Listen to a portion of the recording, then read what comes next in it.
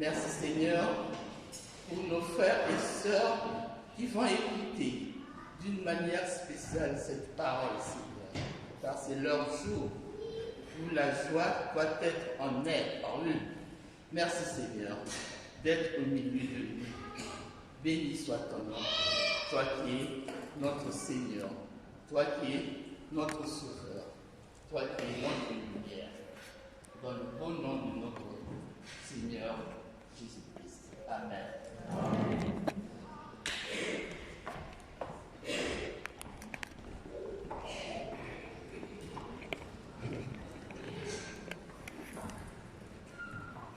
La parole que nous méditons cet après-midi se trouve dans l'Évangile selon Matthieu, le chapitre 3, les versets 13 à 17. Matthieu, chapitre 3, versets 13 à 17. Il s'agit du baptême de Jésus, donc c'est logique. Hein? Nous lisons au nom du Seigneur. Alors Jésus vint de la Galilée au Jourdain. Il arriva auprès de Jean pour être baptisé par lui. Jean s'y opposait et disait : « C'est moi qui devrais être baptisé par toi, et c'est toi qui viens à moi ?» Mais Jésus lui répondit : « Accepte qu'il en soit ainsi pour le moment. Car voilà comment nous devons accomplir tout ce que Dieu demande. » Alors Jean accepta. Dès que Jésus fut baptisé, il sortit de l'eau.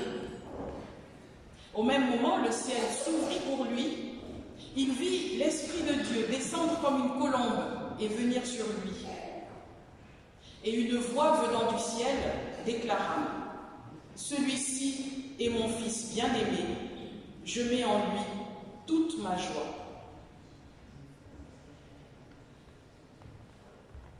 Tu veux que je mange le micro ?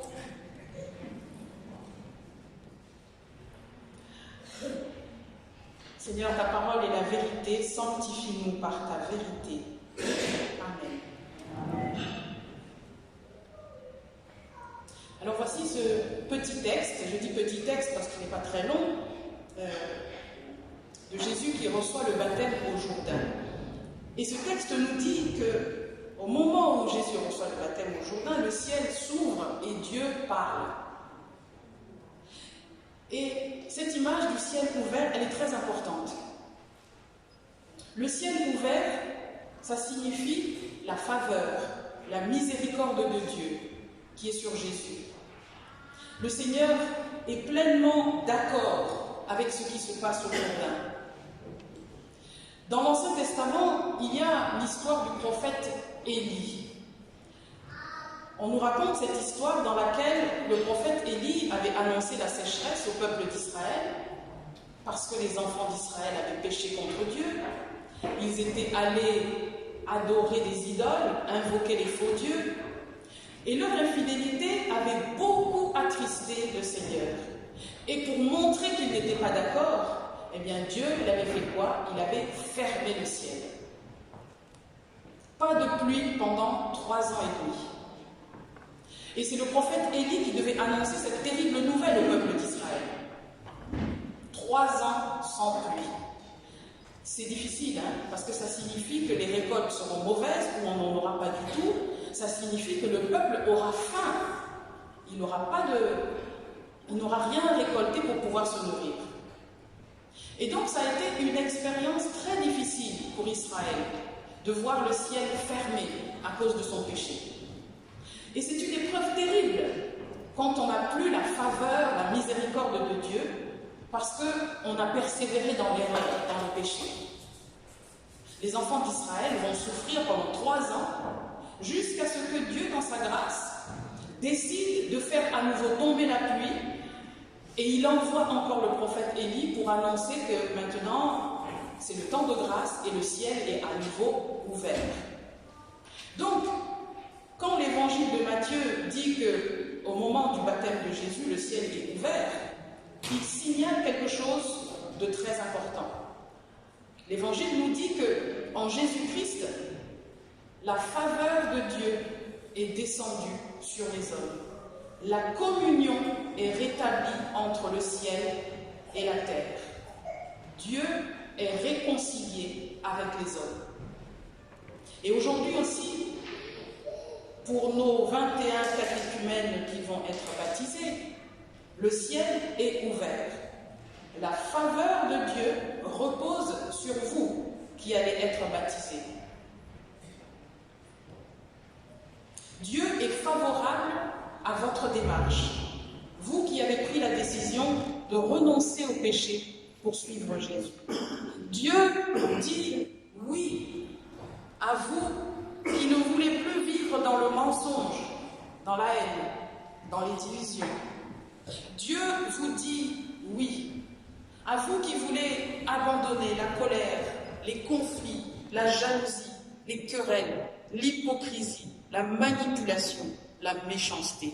Dieu dit oui à vous qui choisissez de vivre selon la justice de Dieu et la vérité. Le ciel est ouvert pour vous aujourd'hui parce que Dieu met sa joie en chaque personne qui se présente à lui dans l'humilité, dans la repentance. Le ciel est ouvert au baptême de Jésus. Ça signifie que la miséricorde de Dieu, elle est répandue sur l'homme pécheur, elle est répandue sur vous tous, les baptisés, elle est répandue sur nous tous, l'Église de Dieu. Mais quand même, il y a une question. Puisque Jésus est le Fils de Dieu, Jésus est saint, il est pur, comme Dieu. Jésus n'est pas un pécheur. Jésus est l'agneau sans tache qui vient accomplir la volonté de Dieu. Alors, comment se fait-il que Jésus vienne se faire baptiser du baptême, écoutez bien, de la repentance, comme les pécheurs?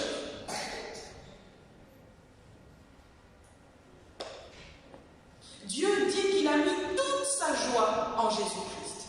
Ça veut dire que Jésus, il est tellement agréable à Dieu, il est tellement fidèle, tellement obéissant, que l'Esprit de Dieu se réjouit entièrement, pleinement en lui.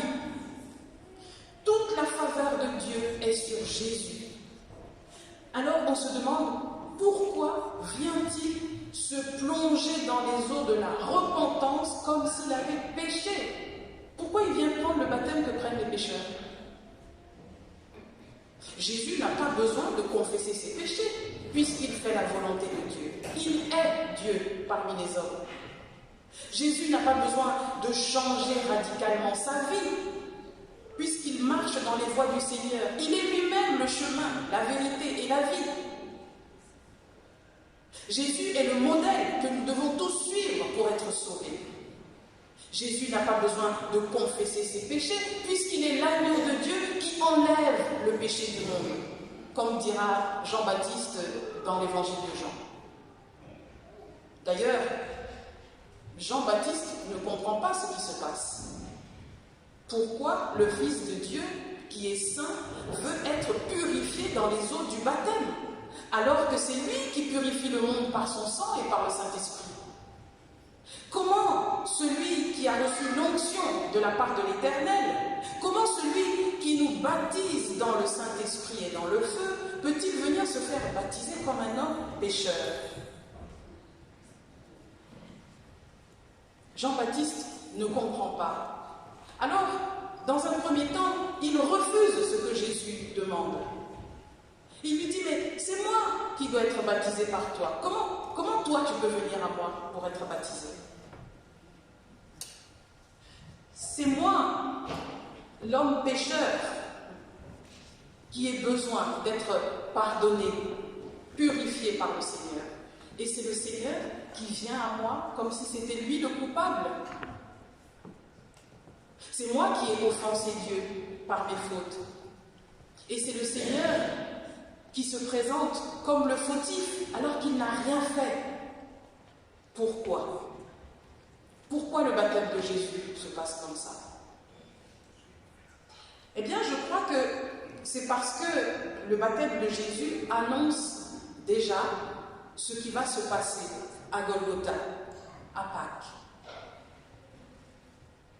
Jésus vient vers Jean pour être purifié dans les eaux du baptême, alors qu'il est sans faute devant Dieu, Et que va-t-il se passer au moment de Pâques, au moment de la Passion?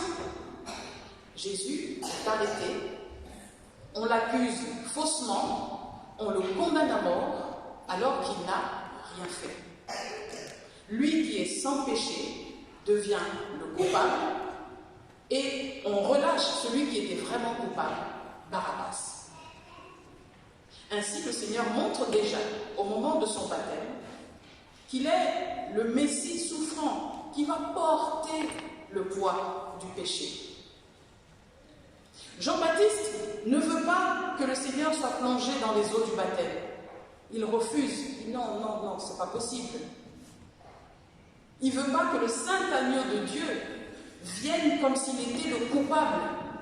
Jean-Baptiste refuse que le Seigneur passe par cette mort symbolique que représente le baptême.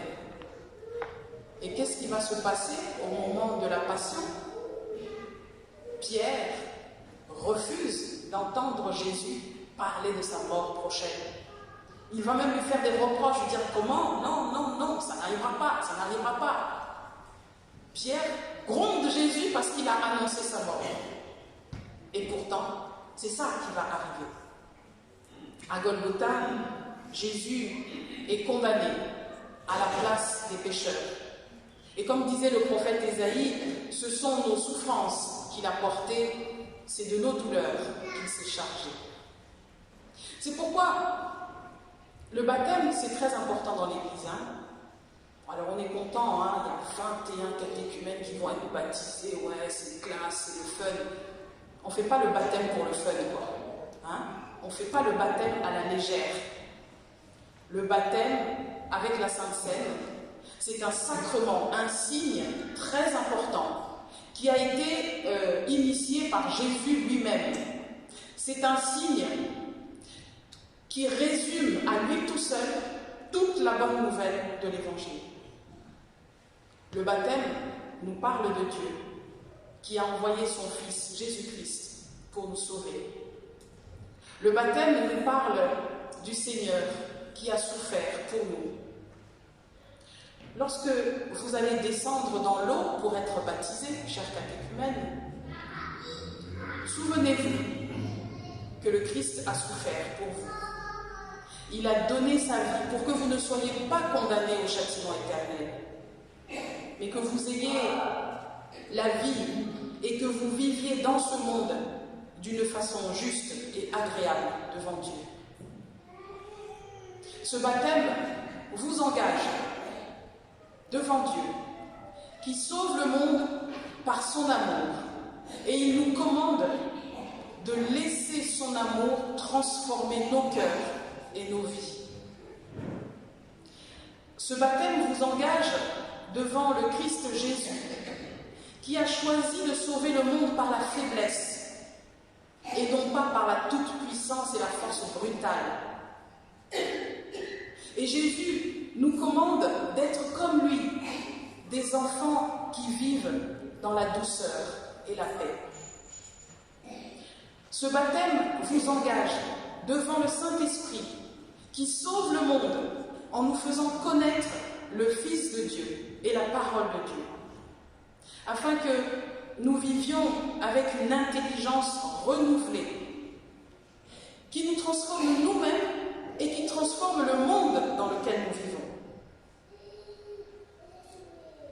Accepter le baptême du Christ, le baptême par lequel Jésus a été baptisé, c'est accepter que le Seigneur soit pour nous le Sauveur faible qui doit passer par la mort.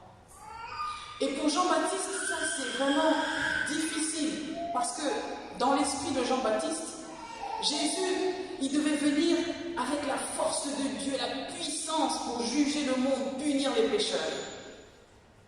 Pour Jean-Baptiste, Jésus devait venir nettoyer le monde de tout péché, brûler les mauvaises herbes, couper les arbres qui ne sont pas bons, bref, jugement total et intégral pour les pécheurs. Jean-Baptiste croyait que Jésus venait pour condamner les pécheurs. Mais voilà, le Seigneur arrive et au lieu de condamner, il s'abaisse au même rang que les pécheurs. Il se laisse traiter comme un coupable. Au lieu de venir dans la puissance, Jésus vient dans la faiblesse, dans l'humilité. Il se laisse conduire à l'abattoir comme un agneau, docile. Accepter le baptême, c'est accueillir la justice de Dieu qui vient renverser notre justice d'homme. Et la justice de Dieu ne veut pas que le pécheur meure. La justice de Dieu, elle veut que son propre Fils prenne notre place, meure pour nous. C'est ainsi que les choses doivent se passer, dit Jésus à Jean-Baptiste. C'est en acceptant qu'il en soit ainsi que nous accomplirons ce qui est juste devant Dieu. Et Jean-Baptiste écoute le Seigneur lui expliquer ça et il cesse de résister. Et il baptise Jésus. Il accomplit ainsi cet acte qui résume toute la bonne nouvelle du salut. Le Christ est venu, il a pris sur lui nos péchés, il a été mis à mort pour nous les pécheurs, et le troisième jour, Dieu l'a ressuscité d'entre les morts. Ça, c'est la confession de foi fondamentale, la plus simple qu'on trouve dans la Bible. Lorsque Jésus sort de l'eau, ça c'est le signe de la résurrection, le ciel s'ouvre, comme je vous le disais tout à l'heure, le Saint-Esprit descend, Dieu parle de son Fils, il dit « Celui-ci est mon Fils bien-aimé, je mets en lui toute ma joie ». Et ça rappelle très fortement ce qui va se passer après la mort et la résurrection de Jésus. Le Saint-Esprit descend sur les apôtres et ils se mettent à parler du Seigneur. Dieu leur donne le courage de proclamer la bonne nouvelle et ils deviennent les témoins du Christ. Ce que vous devenez aussi avec votre baptême. Et là, c'est important quand même de noter que ce n'est pas avant, ce n'est pas après, mais c'est au moment précis où Jésus sort de l'eau que le Saint-Esprit descend. Et on peut entendre ici que c'est avec le Christ ressuscité que nous ressuscitons à notre tour par l'action du Saint-Esprit.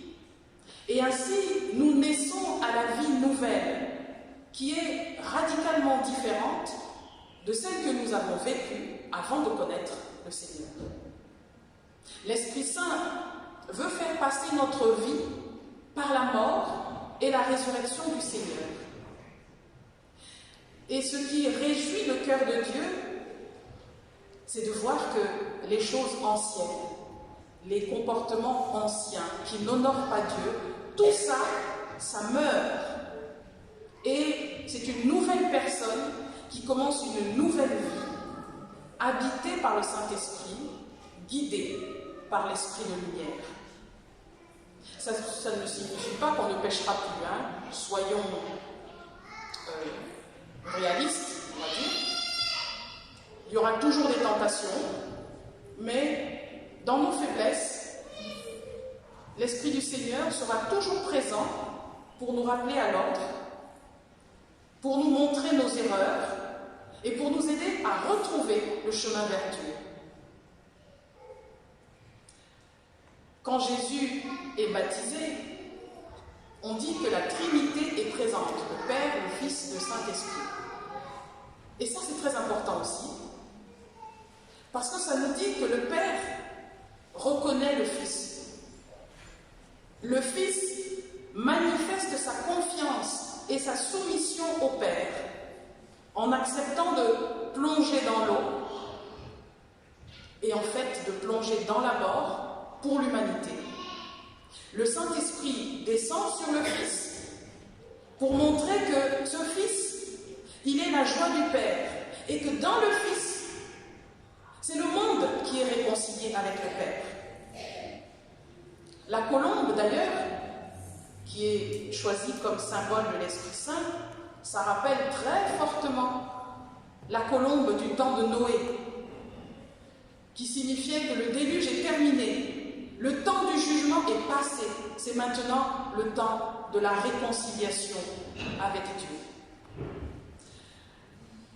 Parfois, les chrétiens se demandent si le baptême d'eau est aussi important que le baptême du Saint-Esprit. Ça, c'est un grand débat dans les églises.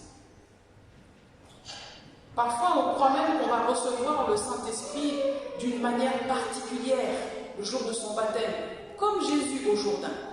Bon, le truc, c'est que quand le jour J arrive, il n'y a rien qui se passe, quoi. Il n'y a pas de manifestation spectaculaire. Et on se dit, ah, pourquoi alors Eh bien, écoutons ce que l'Esprit Saint dit aux églises dans l'Évangile. Le jour où Jésus est baptisé, il ne se passe rien en fait. Il ne se passe rien. Il n'est pas tombé en transe. Hein? Il n'a pas parlé en langue. Il n'y a rien eu de spectaculaire. Mais le texte nous dit, l'Esprit Saint était là et Jean-Baptiste en a été le témoin. C'est ça que l'Évangile dit. Aujourd'hui, chers catéchumènes, jour de votre baptême, l'Esprit de Dieu est ici. Ne soyez pas fixés sur des manifestations spectaculaires à tout prix, mais croyez dans votre cœur que l'Esprit de Dieu est ici. Pour vous dire que vous êtes aimés de Dieu, pour vous dire que vous êtes la joie de Dieu. Et Dieu travaille avec le Fils pour faire de vous des enfants de Dieu qui marchent selon son esprit.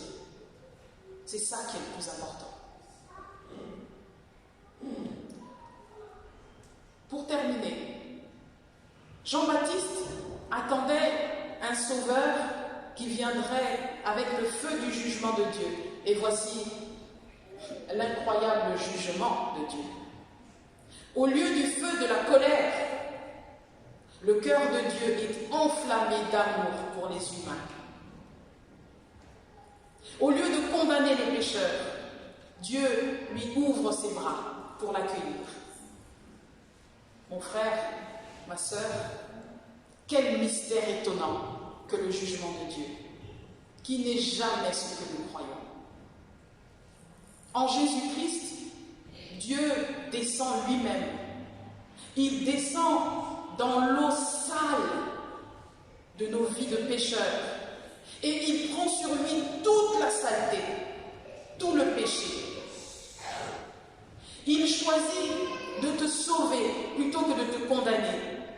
Et il te dit aujourd'hui, tu es mon fils, tu es ma fille, tu es l'objet de toute mon affection, tu es l'objet de toute ma joie. Alors, frères et sœurs, et chers catéchumènes, entendez-vous la voix du Seigneur qui appelle? Entendez-vous votre Sauveur qui vous dit son amour dans ce texte? Chers catéchumènes, à cet amour de Dieu, vous pouvez répondre en recevant le baptême, comme le signe de la grâce de Dieu, comme le signe que vous voulez réellement vous engager dans la vie.